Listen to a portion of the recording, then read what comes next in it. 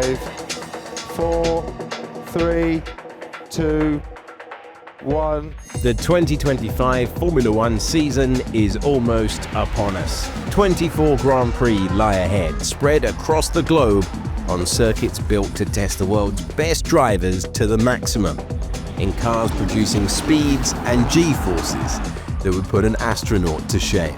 But before the lights go out in Australia for the first race, there's the little matter of testing. 3 days of track action, during which this year's F1 challengers will be put through their paces.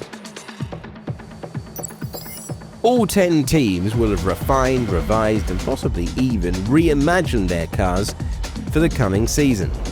Formula One's regulations dictate when and where teams can and can't work on their development.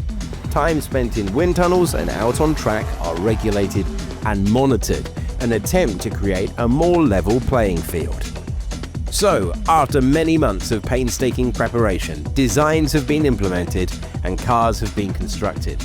It's time to get down to the testing on track in full view of the world. In recent years, the Bahrain International Circuit in Sakhir has played host to F1's official 3-day testing event. Here, the team should experience dry and fairly consistent conditions, including twilight periods under the floodlights with cooler temperatures. The sessions start at 10 AM local time each day and run through to 7 PM with an hour's break in the middle. Teams are permitted to run just a single car across all 3 days, meaning their drivers have to share. Some will opt for a full day in the cockpit, leaving their teammates to rest and prepare, while other teams will split the days between pilots, meaning engineers will have to grab food on the go as they switch seats and tweak setups for the incoming driver during the lunch break. Speaking of drivers, we've had a couple of seat switches and a raft of new arrivals during the break.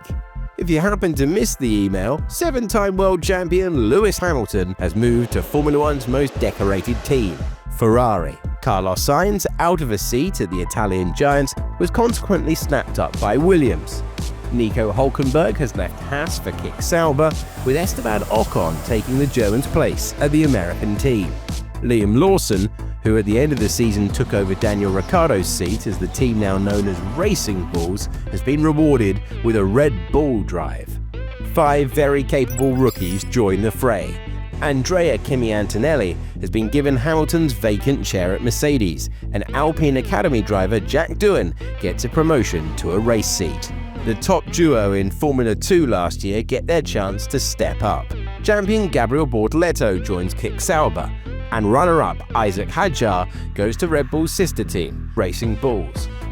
One of the breakout young stars of last year was Oliver Behrman, who competed in 3 Grand Prix for Ferrari and Haas, while their regular drivers were sick or suspended.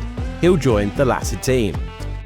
Some new head honchos to mention too. Extremely experienced engineer Andy Cowell takes over the top job at Aston Martin, and former Ferrari and Red Bull rivals Matteo Binotto and Jonathan Wheatley will join forces at Kick Sauber, before the team makes its transformation into Audi F1 for next year. There'll be a new voice coming over the airwaves at Haas as Laura Mueller becomes F1's first full-time female race engineer, hopefully helping ease Esteban Ocon into his new role. With regulation changes set to come in for next season, this year's challenges are likely to be evolutions of the existing cars. But even if we're not expecting any radical redesigns, don't rule out someone going rogue. In the past, we've seen teams heading back to the drawing board and turning up with a machine that looks totally different. Thinking outside the box doesn't always pay off. See Mercedes' so-called podless design for a recent example. But for those who found themselves at the bottom end of the standings last year, trying something new might be a risk worth taking.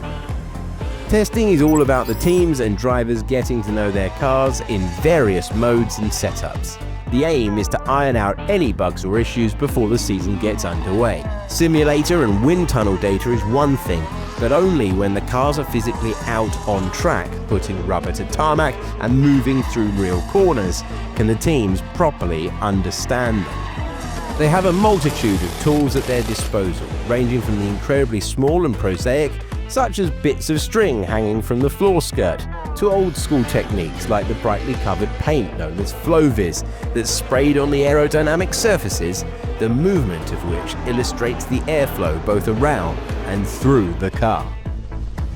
I got full of the green stuff from the McLaren. How do you call it? It's Flow-Vis, yeah.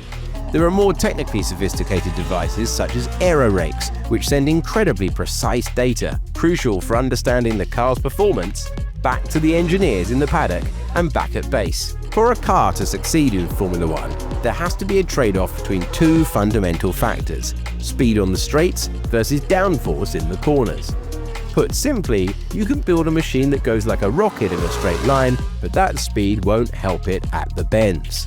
To manage the car through the twists and turns, you need to add downforce, helping it stick to the track surface. However, more downforce equals more drag, and therefore slower speeds. Get the right balance between these two elements, and you've got yourself a potentially title-winning challenger. Each team will execute run plans for their sessions, designed to gather as much data as possible. It's normally here in testing where we get to see who has made the right and wrong design choices. Some cars will be quick out of the box and could go on to dominate the early rounds, as seen 12 months ago with the Red Bull RB20. Verstappen won 8 of the first 10 races after going well in testing. However, the team's in-season development struggles saw them leapfrogged later on.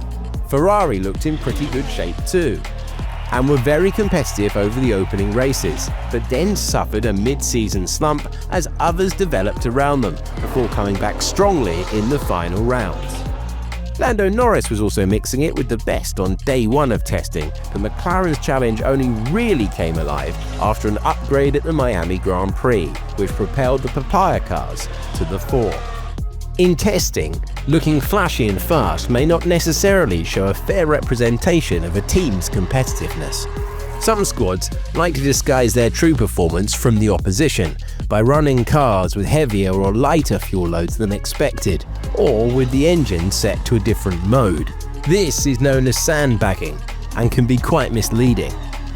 Don't be surprised if a team that looks off the pace in Bahrain suddenly makes a great leap forward in Melbourne, and of course, vice versa. So the 2025 Formula One season is almost upon us. Last year we saw some of the closest qualifying times in the sport's history, followed by incredible races with amazing overtakes and battles for the ages. 7 different drivers won Grand Prix, and all of them more than once. We can't guarantee that last year's winners will replicate their success in the season to come, but we can say with some genuine authority that this year's championship will be thrilling, spectacular, and unpredictable. We can expect closer running, surprising performances, fierce fights, and plenty of entertainment across 24 action-packed Grand Prix. You won't want to miss it.